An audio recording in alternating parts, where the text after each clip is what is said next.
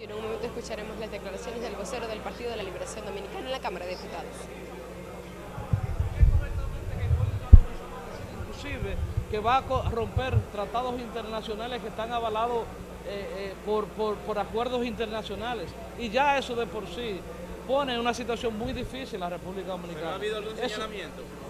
¿Se han acercado el se sector financiero a ustedes? Se han acercado, nos han dicho la preocupación que tienen un posible gobierno de Hipólito con el rompimiento del Estado de Derecho de República Dominicana.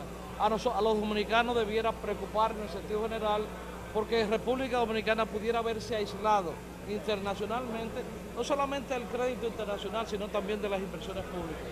Sobre el acto que tienen hoy, el vicepresidente ha llamado a los demás precandidatos a retirarse para unirse a Danilo Medina. ¿Ustedes han tenido algún acercamiento con los precandidatos? No, por respeto a los compañeros que aspiran, será su convicción lo que le dará exactamente si quieren que le cuenten los votos.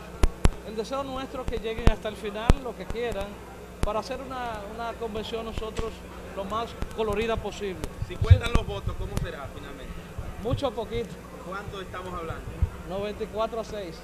Debe retirarse. Muchos dicen que no es necesario hacer una primaria. ¿Usted también comparte? No, yo entiendo que la primaria también tiene el acápite de un plebiscito en el que se va a consultar a la base del PLD. La primaria debe hacerse porque le da vida al PLD, fortalece al PLD, pone al PLD en la calle.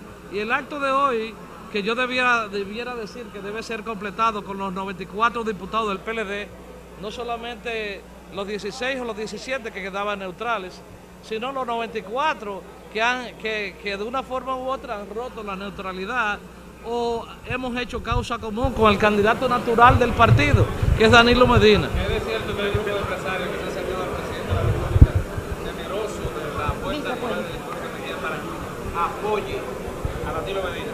Es que Hipólito es lo que pudiéramos decir la casa del terror. Mete miedo a todo el mundo, los empresarios, todo el sector, la prensa en sentido general, debe sentir preocupación el hecho mismo de que Hipólito sea candidato del PRD. Nosotros vamos a unas elecciones ya con un candidato que ha sido probado, que es Hipólito, que fue presidente, y por lo tanto nos pone a nosotros una condición favorable.